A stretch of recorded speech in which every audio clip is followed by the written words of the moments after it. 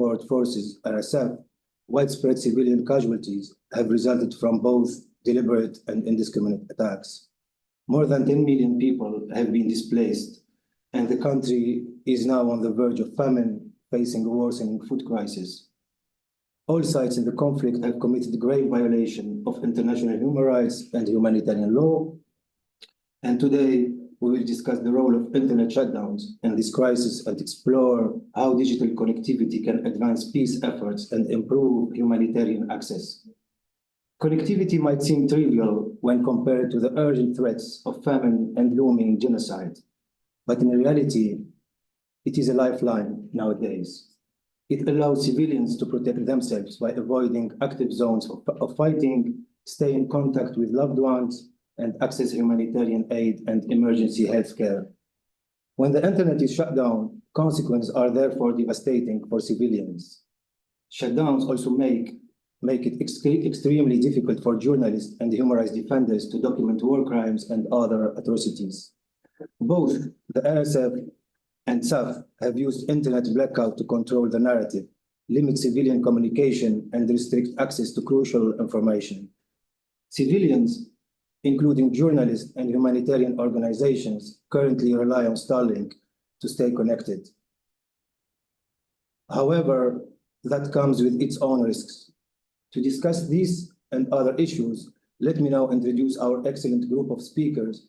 So we have with us Musab, from his editor of AIM, Shaina Lewis, senior advisor and Sudan specialist from PAIMA, Mun'am Adam, program director of Sudan Human Rights Hub, Bayadir Osman, she's representing Sunduq al-Sudan, Ben Kramer from the GISA group, Khatab Hamad, prominent digital rights activist, and last but not least, Jawhara Kano, who currently works as a program officer with the US Institute of Peace.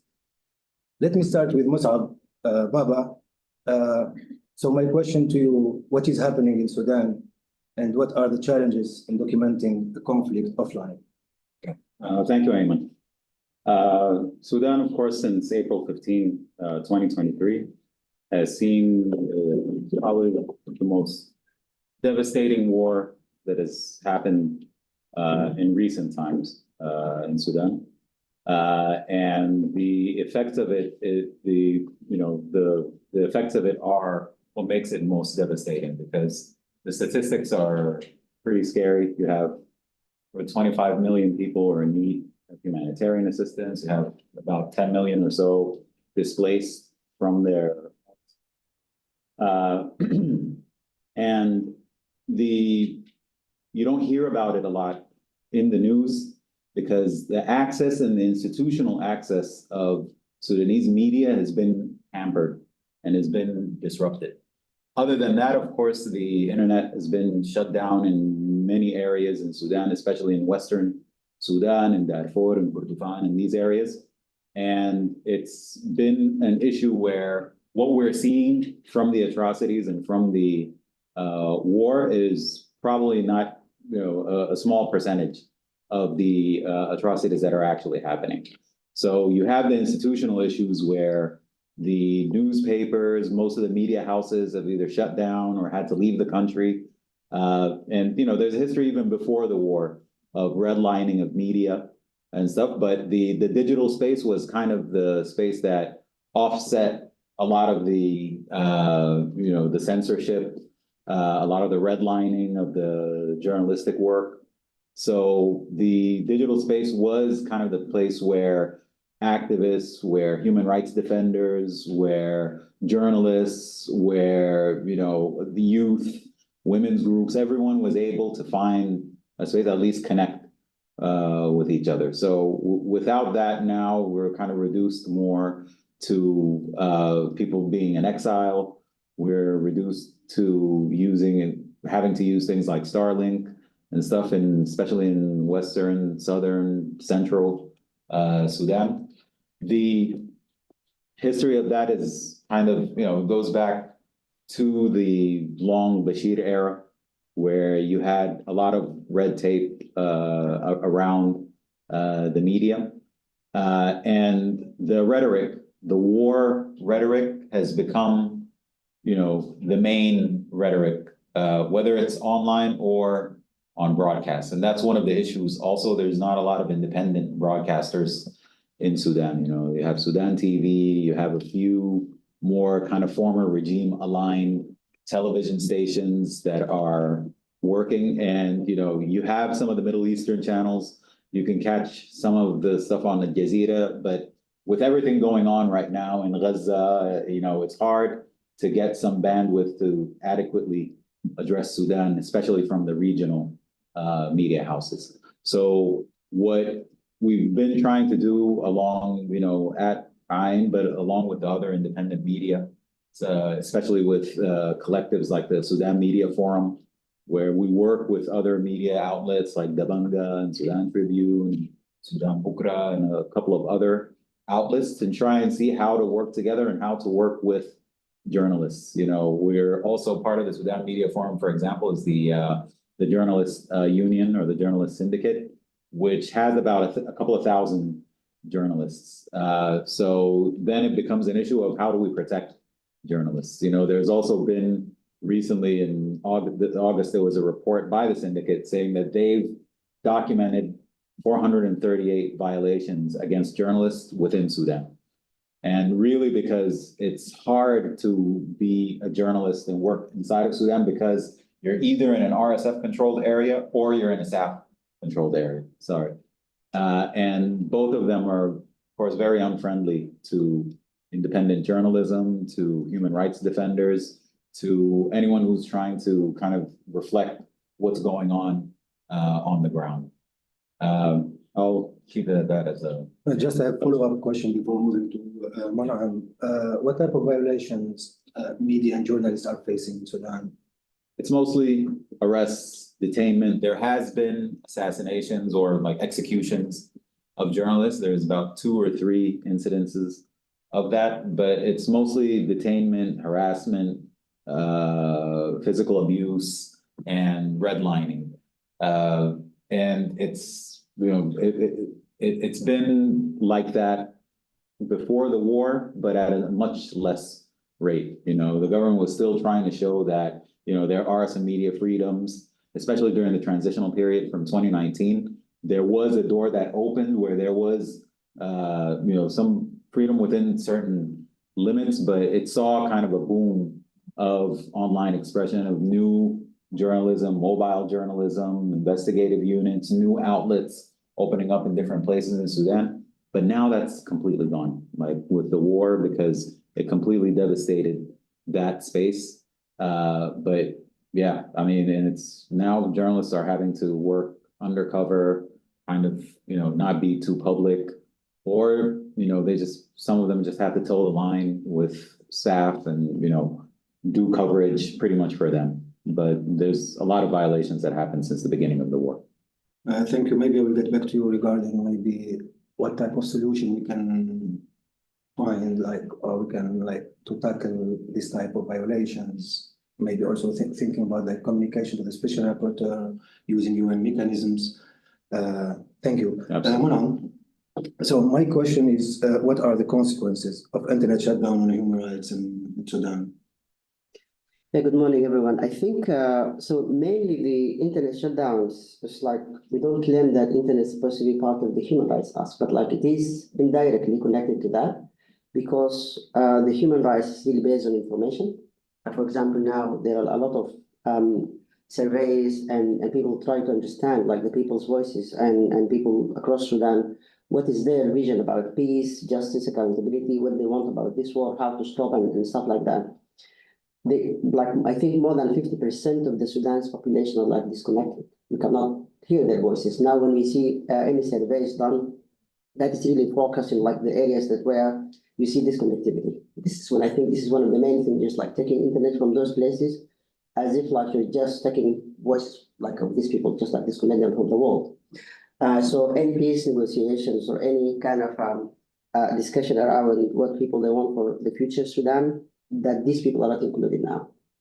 And as I think as well, another way of looking at this too, when we see the communities are disconnected from their loved ones, they cannot communicate the information, they cannot tell like in these very like risky situations, they cannot tell if they're alive, what their situation is. They cannot communicate with their like relatives who are like outside.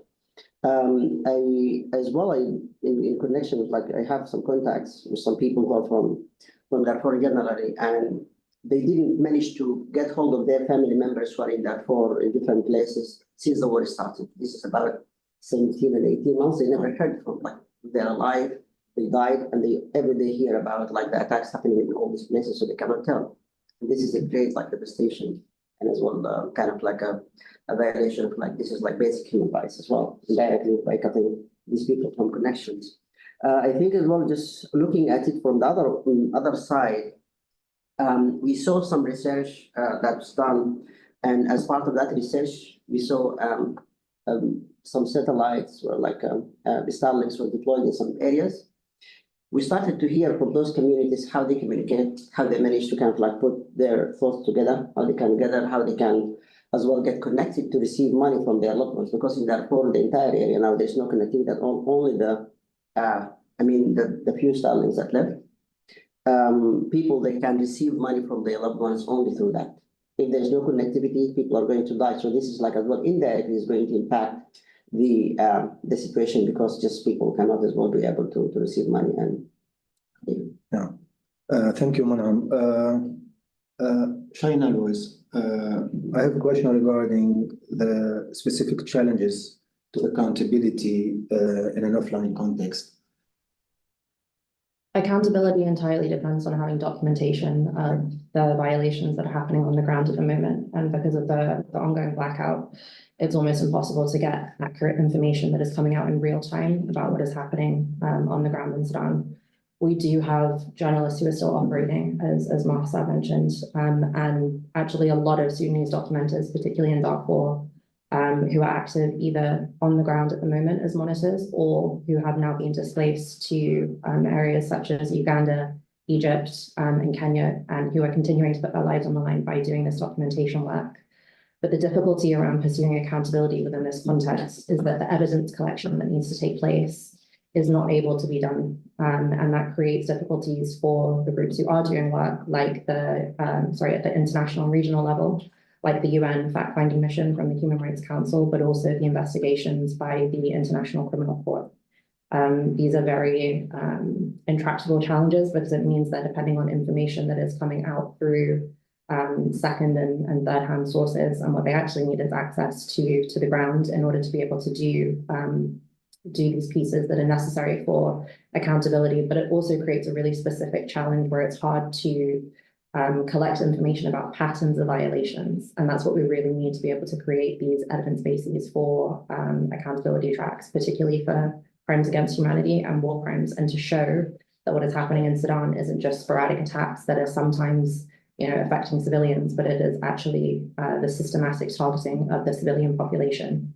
The other thing here is that the blackout has been a deliberate policy by the belligerents. I'm not going to get into the details of who may have been behind it, but we have seen this as an approach taken by Sudanese authorities, particularly during the revolution in 2019, but also in response to the October 2021 coup.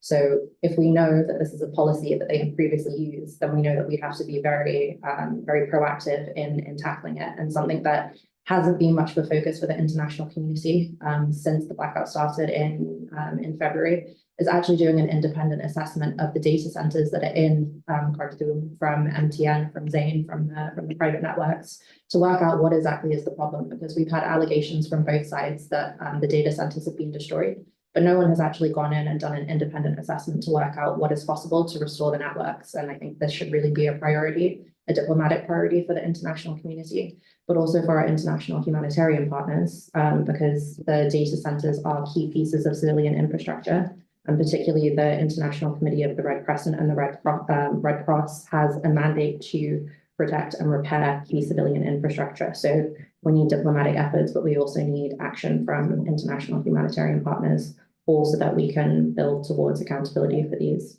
violations. Thank you, Shaina.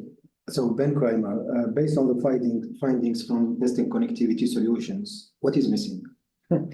Well, this research that the GISA researchers undertook occurred back in April when Starlink was threatening to shut down. So it was a very interesting time, and that really set the stage for how the research was approached. And really it looked at what Mossab and Monam have already covered in terms of, the journalism, the documentation, and just the simple humanitarian cash transfers within the country, the buying and selling of food, of medical goods. That's especially then, that's what people were really, of course, concerned about, was how would they even have access to funds and to be able to buy and to sell goods, because if the Starlinks went down, then they could not receive funds, they could not transfer, they could not buy, they could not sell.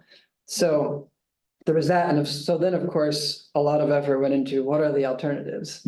And Starlink really is unique in the way that it's been deployed around the country in blackout areas, in terms of being sort of an internet cafe or a hotspot in a market where people can go and facilitate these interactions with friends, with family, to move money around.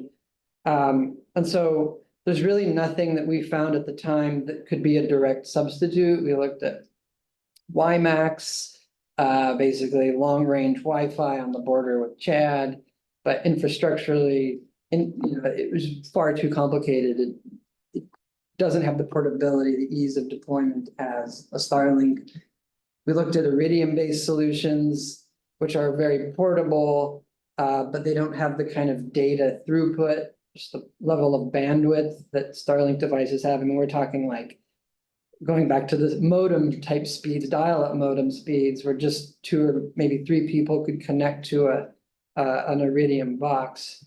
Now, currently, there's recently MTN Group has made an agreement with OneWeb, or the OneWeb constellation, the company behind OneWeb, to bolster MTN's cellular infrastructure across the continent. And so that could be something worth looking into, which we just became aware of recently. Otherwise, yeah, some of the main takeaways really are the emphasis on Starlink, more Starlink. So expanding access to humanitarian actors and communities through Starlink, basically by funding the deployment and ensuring consistent connectivity with Starlink, getting international bodies, agencies, and organizations to be advocates for this broader concept of humanitarian connectivity, especially in conflict zones for reasons spoken about, and really pushing donors to find ways to support alternative communication strategies. So maybe it is deploying strategically Iridium-based devices if there were to be Starlink connectivity issues, technically due to terms of service reasons, whatever they may be, but having a backup, having an alternative, but being very intentional and researching more in the moment what makes sense, because these technologies and the providers they're evolving all the time. Having dedicated platform teams that are working on accessibility and disinformation in these war zones to support civil society and humanitarians. In general, access to information needs to be a critical protection issue, and a connectivity working group for Sudan needs to be set up and funded for these reasons. And to support that, more research and understanding of the roles that shutdowns play in war crimes and war as a crime. And conflict shutdowns need to be part of the accessibility to information conversation globally. So this is not just a Sudan situation, this is taking place elsewhere. Very good recommendations. Just one question, to whom they addressed these recommendations?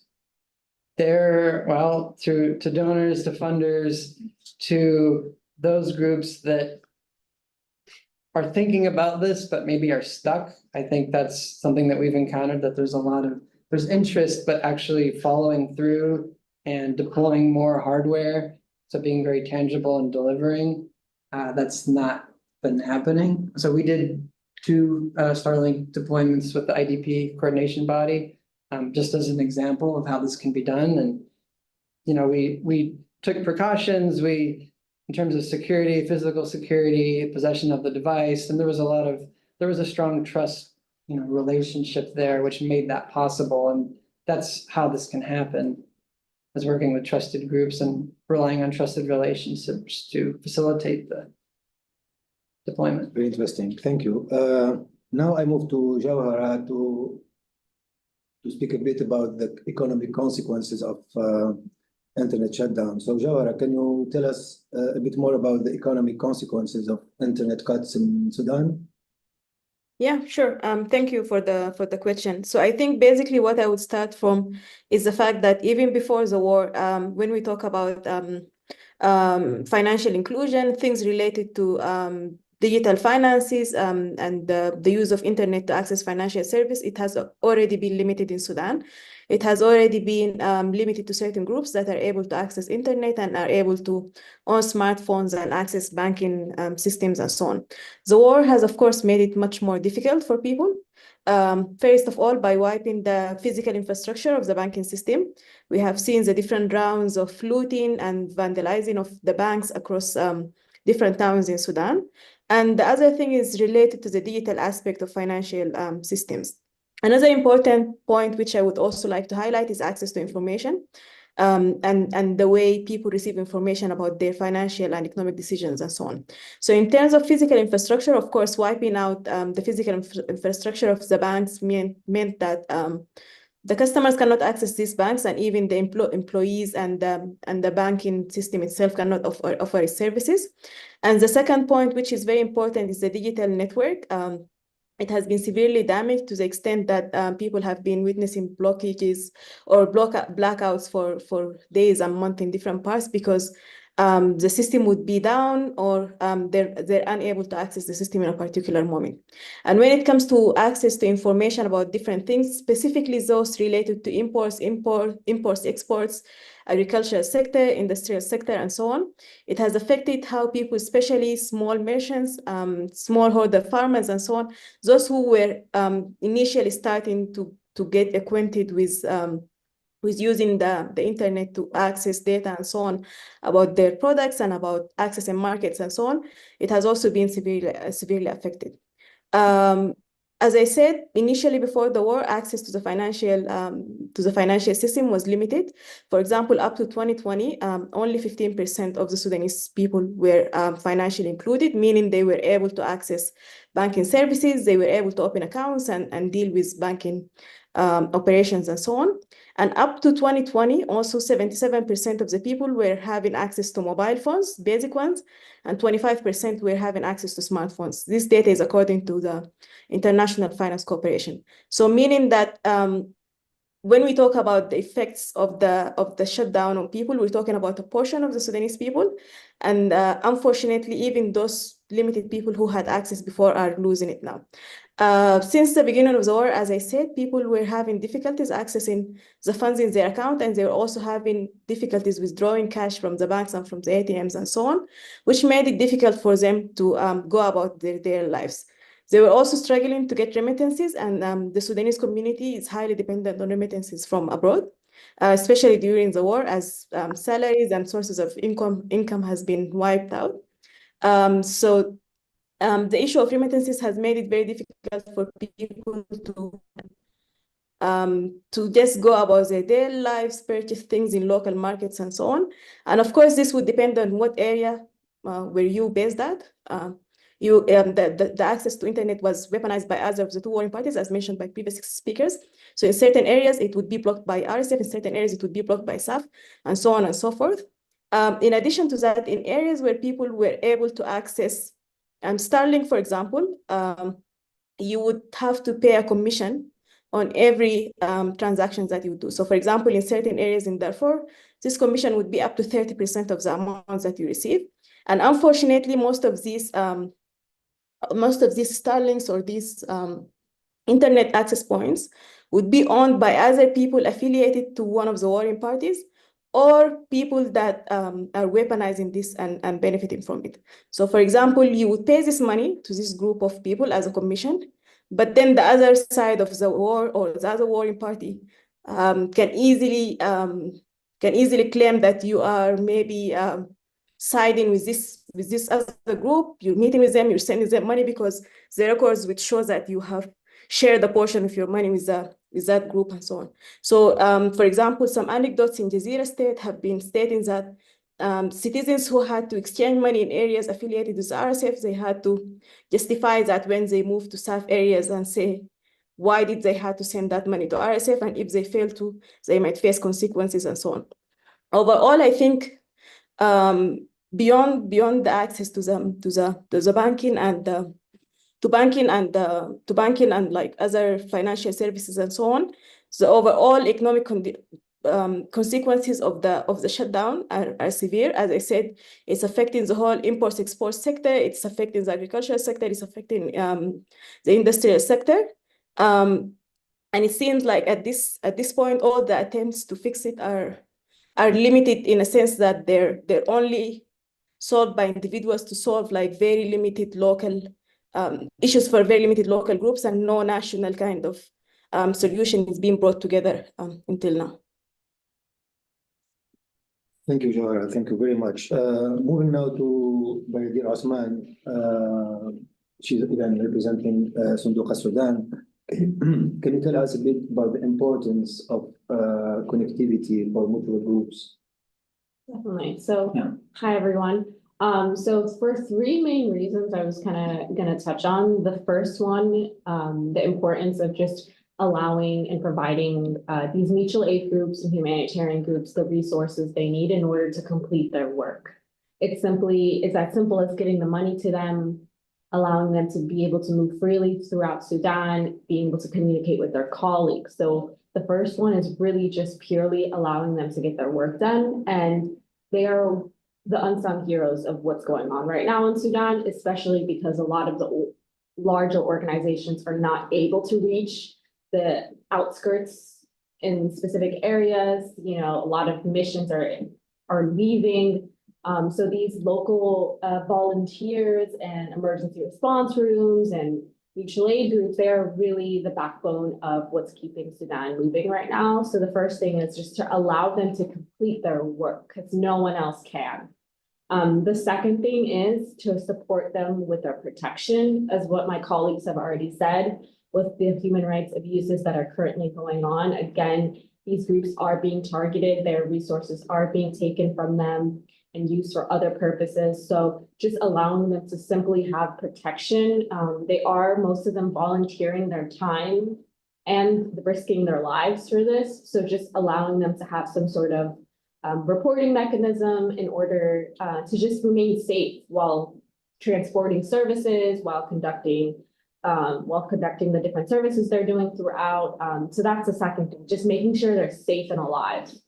The third thing I wanted to focus on is the documentation and the reporting in general. That is one of the biggest things when it comes to mutual aid, fundraising in general, is just having those reporting mechanisms and being able to document the work they're completing and having that accountability to those larger organizations and donors, but also their community members, being able to ensure that the services are being completed the way they need to, just having transparency. So honestly, those are the three things I was just going to focus on for these humanitarian orgs, mutual aid groups. Mutual aid groups, we really just want to make sure these staff and these volunteers are safe, they're able to complete their work, and also that they can continue being proactive in further fundraising and with their donors. Thank you very much. Khattab, so the role of civil society in the international community is very important when it comes to internet connection or like reconnecting Sudan to the internet. So my question is very simple, but at the same time is a bit difficult. What can be done? Okay, thank you. And thank you for this opportunity, and thanks to the colleagues for their invaluable comments and recommendations. Okay, to answer your question, I will start by recommendations to the international community. Actually, I recommend an international approach that establishes mechanisms to protect and ensure accountability in telecommunication.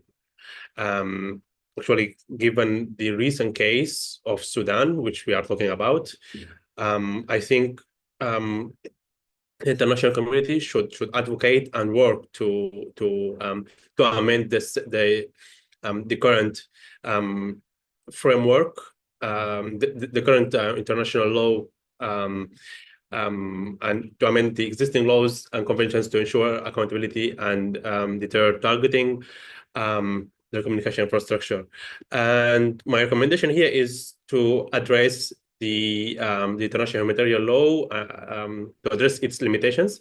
And actually, I see that while the IHL primarily protects people during armed conflicts, it lacks specific provisions for communication and the internet. And actually, this is a significant oversight, given the critical role of communications in human rights and life.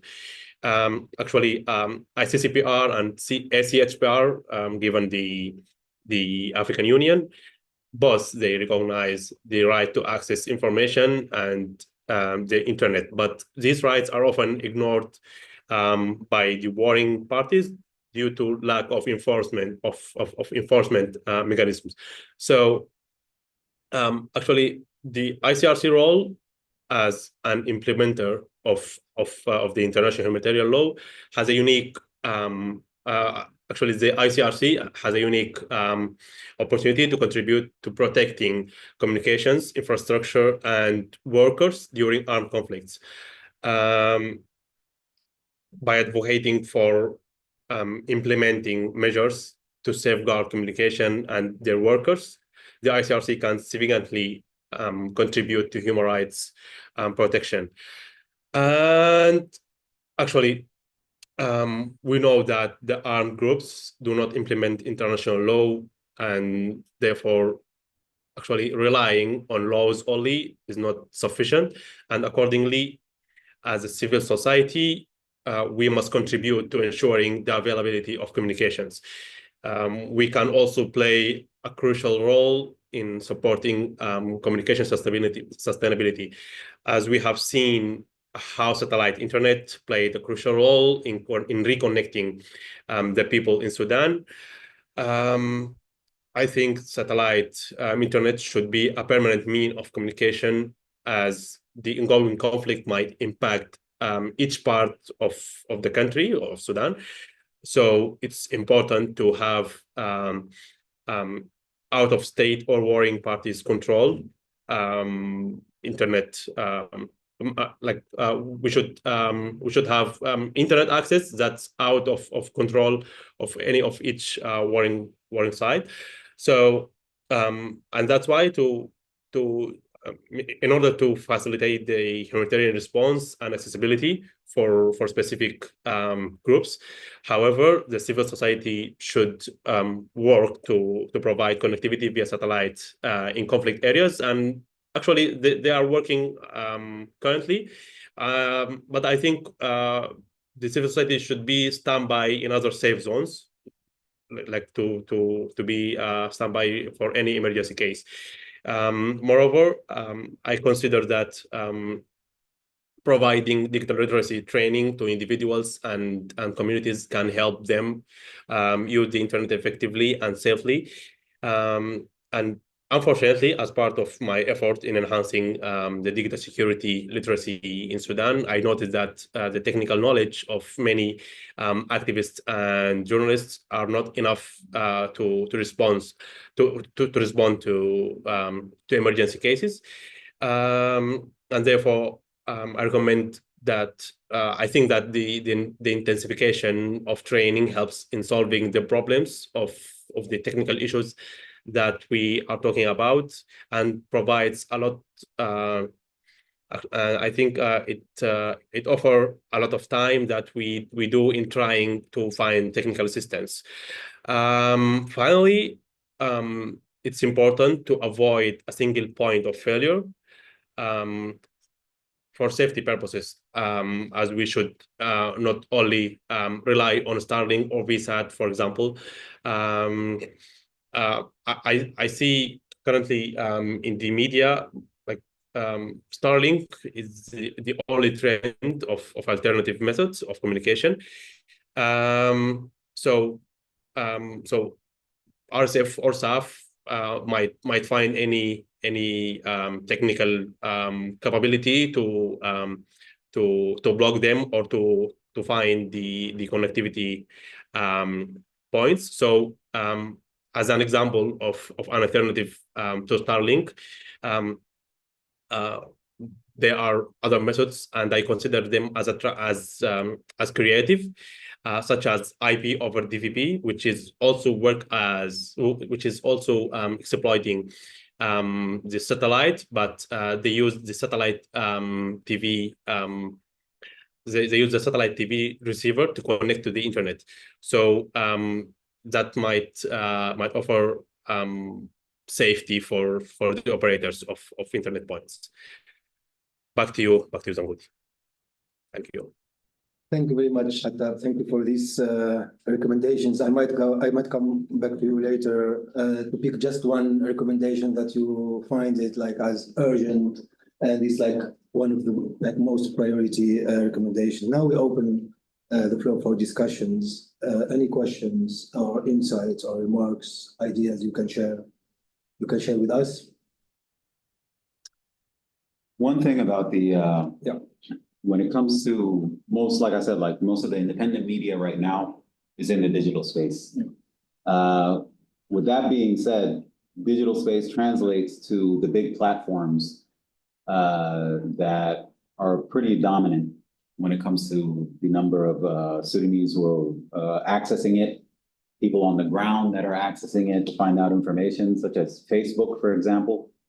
There's a huge problem right now in the digital space with these platforms where the algorithms and the reporting and stuff it's easy to get legitimate media blacked out.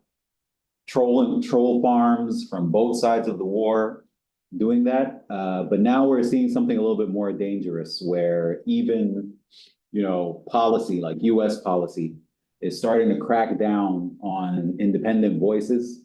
And with everything going on, it's easy to label something as like Russian propaganda or anti-Semitic or something like that.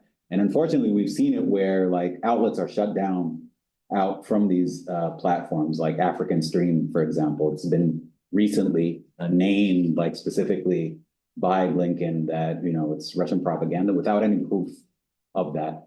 So we're getting to a dangerous slope here in the US and within European countries where media is being labeled without sufficient vetting of this media. And it's, if you kick independent African voices off of these platforms, you're taking away a lot from the agency of these platforms, but also getting information out. And especially in context, like in Sudan, we haven't seen a lot of that, but we have seen, being shadow banned, for example. Like we as an outlet, we're seeing a huge dip in our reach when it comes to, getting to people on Facebook, on Instagram, on X to a less extent. But the issue of policy and how policy affects the platforms is crucial in our situation. So working between policy and between the platforms themselves and everything to have some kind of mechanism for trusted media and for, relevant, verified independent media and to kind of protect that space is something that we need a lot more of, and we need a serious effort in that direction. Thank you very much. Just like a follow-up question regarding African Dreams. So African Stream. African Dream. So was it like geographically banned only in Sudan, or like it was totally banned from the platform? No, it was completely banned from the platform. So it was completely kicked off of Facebook and Instagram and YouTube. And is there like any research regarding shadow banning in Sudan or like documenting cases? No. It's not really. I mean, because there's not a lot of visibility into how Facebook, the algorithms work and who gets shadow banned and why. Is it troll farms? Is it automatic banning because of the type of content? we're doing documentation on human rights abuses and things like that. So naturally, the content is going to be pretty heavy, but we following the guidelines and everything of, what's acceptable to put online, like as journalists. But there hasn't been a lot of visibility into what is the thinking process of a Facebook or, by extension, Instagram, and how they're looking at these algorithms, even with Google. So, you would get a warning, but you can't follow up on it. So it's and for us as journalists, we shouldn't be, having to, there should be some line of access to actually discuss these things and vet the information and vet the people behind it as well. Thank you. Yeah. One raised hand online. Yeah. Jawhara, yeah, go ahead, please. Yeah, thank you. Thank you. Yeah, I just wanted to add 2 points. The first point is about the fact that even with the limited options for financial services that people have access to at the moment, like for example, I know Qasim have been working on research in this, and he has indicated that Banka only, which is a Bank of Khartoum's main financial app used by most of the people across the country, has witnessed a surge of about like 85% since the beginning of the war. However, it's important to mention that as sending money through Bangkok is weaponized in areas by RSF, it's also weaponized in areas by the other warring party, where people are being racially profiled when they try to access banking systems, when they try to open accounts, or even to activate their older accounts. Same thing is happening for civil society groups. Since the beginning of the war, some organizations have witnessed their accounts being shut down, funds confiscated, and so on. And same thing for people coming from areas that are classified as social incubators of RSF. So the place of your birth or the place where you opened your account initially can indicate whether you can access the financial services of services or not. The other point, which I think is also important, reflecting on the points that I mentioned earlier, that initially we didn't have enough financial inclusion in the country. So even now, so many people are at a disproportionate kind of access to financial services and so on. I think now is a good opportunity for people to think about innovative ways and look at different experiences from the region and even globally, where people were able to access financial services through basic phones, not necessarily smartphones, or in other innovative ways where apps are more accessible and more available for people, where registration cannot be weaponized by the existing authority and so on. Thank you, Jawhara. Hold on. Yeah, I think actually, as just like I think adding the recommendations that Jawhara just mentioned now, Musab as well. I think internet connectivity and general connectivity is supposed to be added to all the kind of like peace talks, humanitarian dialogue, and everything. So it's supposed to be pressure the warring parties in order like to stay away from the connectivity. I think second as well for the local groups who are like doing, so for us we're doing monitoring the situation in Sudan, especially like collecting open source. We don't see any visibility for content of these places where they're experiencing this disconnectivity or like that disconnected from since the war started. So very limited data that they're receiving. I think Shana was talking about that earlier. So this is one of the things. So I guess as well they start to report on any attack on, for example, the stations where people they access internet, or as well if any like attempt from the warring parties in any place in Sudan, they started to disrupt the connectivity. So I think this is one of the things that local groups can focus on that, so it can be as well highlighted over time. And I think as well pressuring the warring parties are also restore the national technologies, it's like a local network. I think as well one of the things that they can do and they can allow it to happen. So I think this is as well very important things. We cannot see inclusive peace if we don't restore back the internet across Sudan. Thank you very much. So any questions, idea to share, thoughts? Peter, go ahead. Thanks. I know previously when there were shutdowns in Sudan and folks were just starting to get online, thinking like 2015, 2017, there was a lot of focus on US sanctions and the broad sanctions and how they were specifically impacting access to app stores and smartphones and safe and secure devices. And so I haven't heard sanctions mentioned recently. I think it's, previously impacted both hardware and software access. But yeah, it'd be good to hear if you still see companies, for example, saying we can't sell our products here because of sanctions, or hey, we just can't facilitate credit card transactions, because of our bank policies or de-risking. Thanks. Good question. Well, until now in Sudan, there is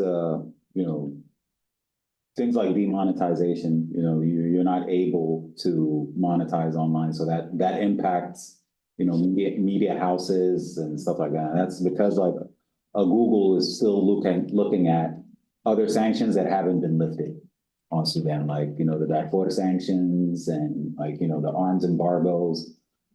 So the sanctions thing became pretty complicated because, you have a license D for Sudan, where you're allowed, non-business, non-government licenses for technology, but the companies are still looking at the bigger spectrum of sanctions on Sudan and not being able to do that. So there is something to do with kind of showing these companies like a Google and a Meta and showing them that there is a license D for individuals to be able to access it, because then you get into other parts of keeping human rights defenders safe. They have to have access to the App Store and to update their security, their apps and, get the latest security patches and things like that. So especially when it comes to digital security, it becomes a priority.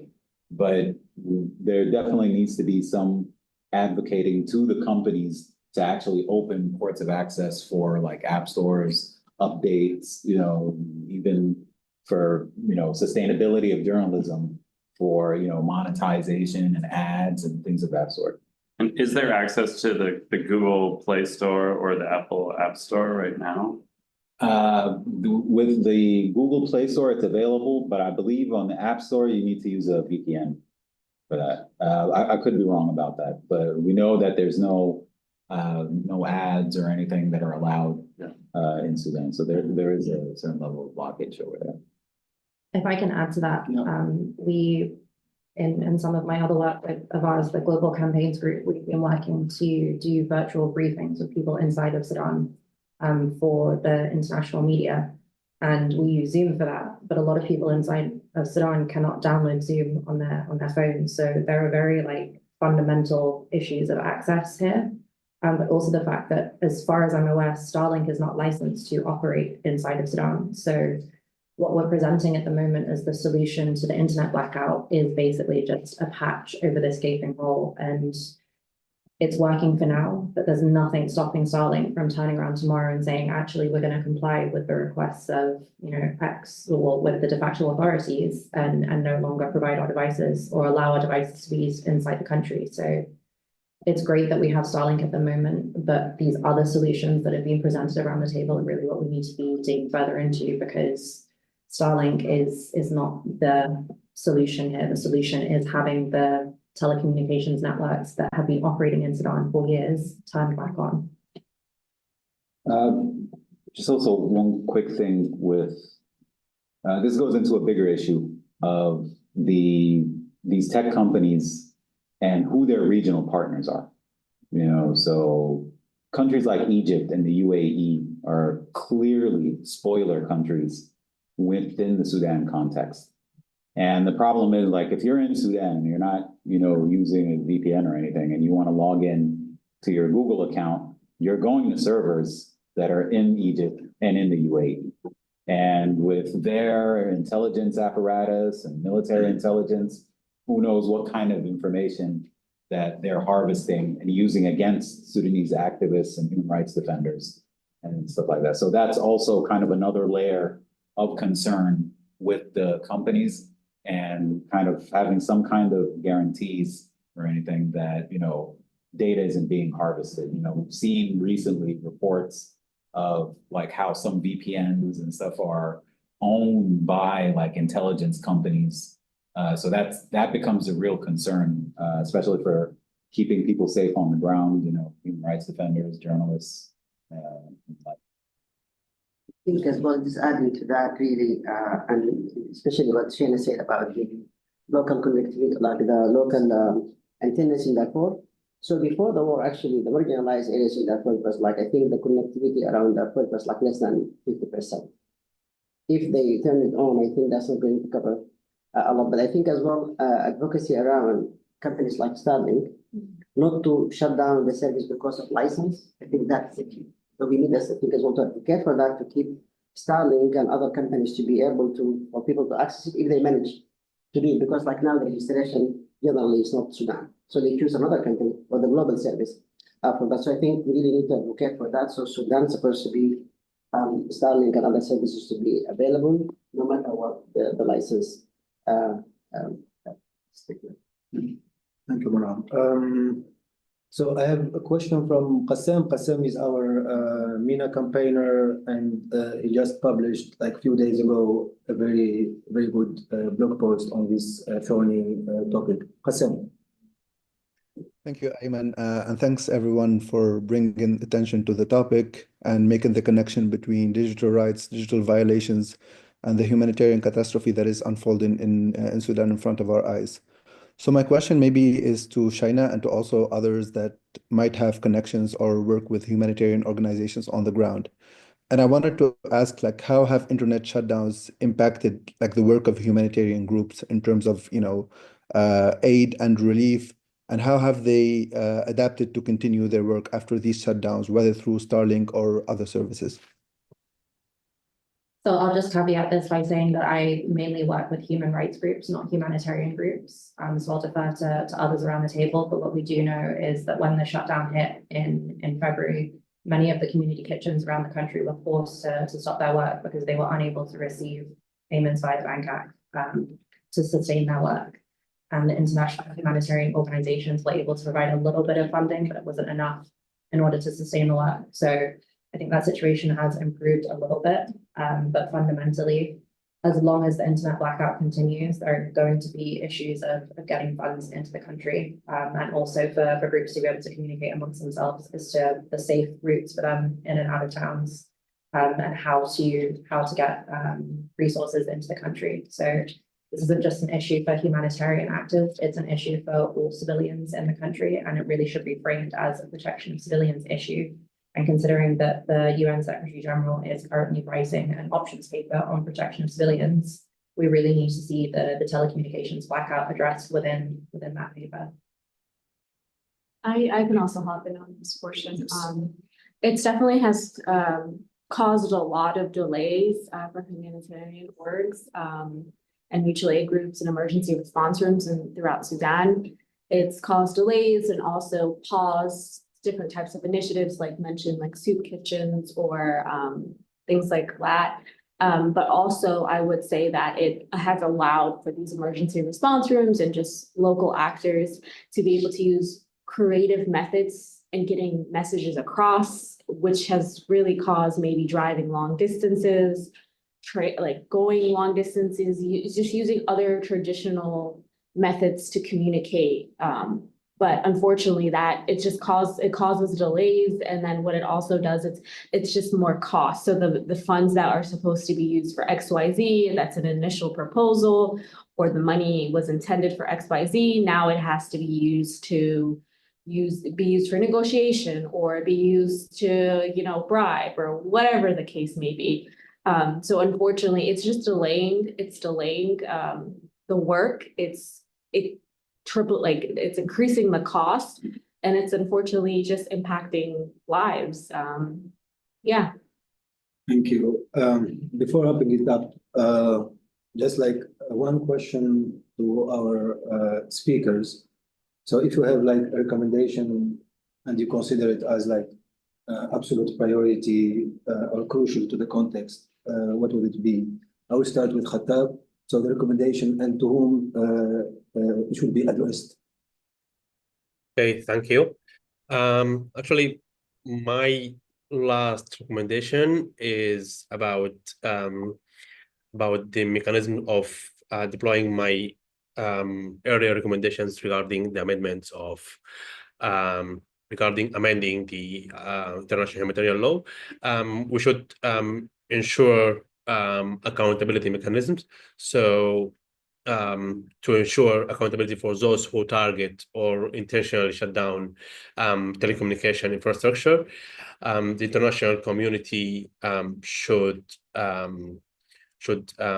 implement this mechanism using the ICC. The ICC should expand its mandate to include telecommunication shutdown, and especially during conflict. It should clearly define it should clearly define what constitutes an illegal internet shutdown during conflict. Actually, I have an observation regarding the license of Starlink in Sudan. You were talking about that. Actually, the authorities in Sudan are now working on licensing Starlink, and I think this is a kind of trap, because if the authorities represented in the Telecommunication and Post Regulation Authority, if they decide to withdraw the license later, it will represent a legal problem regarding advocacy against this decision. So I think in the future we should discuss further issues regarding this matter. Yeah, back to you, Dudi. Last question. So your recommendation, to whom it's addressed? To the ICC and the UNSA. Thank you very much. Okay. Um, UNSC, sorry. yeah. Ben, I remember you mentioned a couple of recommendations. So just like I need to pick one, and then to whom it's addressed. Yeah, so the recommendation is to look at on the telecom side of restoring telecom services, but also because I know there are efforts looking at getting telecoms back online. And as a part of that, there's also the movement now with Starlink, as well as the Eutelsat OneWeb, to enable or to support, bolster terrestrial telecoms infrastructure with satellite infrastructure. And so we're starting to see that now. And so I think the question is, how does that in the African continent context and in Sudan specifically with MTN working with OneWeb, how could that be a part of this restoring of telecommunications access? Could it be? And to whom it's addressed? This is addressed to those people, to telecoms, but also the people who are working on the telecoms issue and the restoring of the telecom services specifically. Thank you. Shaina. My recommendation would be around having an independent monitoring, well, an independent technical team going into Khartoum to assess the data centers, to work out what exactly is needed in terms of repairs, to restore those, the private telecommunications networks. And maybe they find out actually they're not damaged and it was just a flip that was switched and we just need the flip to be switched back the other way. But that would be a recommendation for the UN Security Council, but also for the African Union Peace and Security Council, because they have a role to play there as well. Thank you, Musa. Just to complement the physical infrastructure, people are online, and now we're talking about the platforms that they're on that kind of the application platform level. So my recommendation would be mainly for the companies that own the platforms to take the issue of whitelisting independent media and human rights and facilitating humanitarian, and to know who is pushing the war and causing more devastation on their platforms from the people that are working towards peaceful resolutions and, helping out the situation rather than. Thanks. By you. So I think I'll just do a recommendation to complement what my peers have already been saying. I believe the thing that like the takeaway from this conversation is that this internet connectivity is really attached to people's livelihood and the importance of it in order to have a sustainable Sudan and just peace building and moving Sudan forward. So using this internet connectivity and avoiding the Band-Aid solutions, as some have already mentioned, and really discussing building the infrastructure of Sudan's connectivity again and ensuring that the type of services we are receiving aren't data breaches, for instance, or aren't causing further trouble or depending on Starlink or depending on external services, really working on building that infrastructure for Sudanese that have already started. So just investing in what has already is already up in the works. Thanks. Jawhara? Yeah, thank you for the opportunity. I think I would reiterate what I mentioned earlier about Jawhara, we can't hear innovation you. in the financial sector, mainly by can you hear me now? Now is better, I think. Can you hear me now? Yeah, go ahead, please. Okay, sorry. Yeah, I was going to just reiterate what I mentioned earlier about innovation in the financial sector by providing more options for people, either by investing in new initiatives that are trying to provide access to people or by supporting the ones that were already established before the war. The second point is also related to the international actors who are trying to move away from in-kind or material support to internally displaced people or people in conflict-affected areas, to pay attention to the fact that they're trying to move away from material to cash kind of support, is to pay attention to the fact that this is not fully inclusive and new ways need to be incorporated as well. I think even if we're skeptical about outcomes of peace processes in Sudan, it's important that when new deals are being negotiated, issues of weaponizing of internet access by the two warring parties is brought forward and that is discussed in any deals that might be signed. At least these two warring parties are being held accountable to these different violations that they're taking in the different parts of the country. Thanks, Monan. Yeah, I think it's about what Jawhara said now. I think for the international community, the USG and all the IGAD and the African Union, I think it's important to keep warring parties are responsible for any violation connected to connectivity. Thank you very much. I would like to thank our guests, our partners, whether online or in person, for their important insights and ideas. And before like ending this event, I just want to say dictatorship or authoritarianism or war or colonialism cannot be our destiny in the MENA region. And I really wish from the bottom of my heart that maybe the next generation will be able to live in prosper and peaceful setting. Fingers crossed, and thank you very much for your participation. Thank you. Thank you. Yeah. Thank you. Thank you.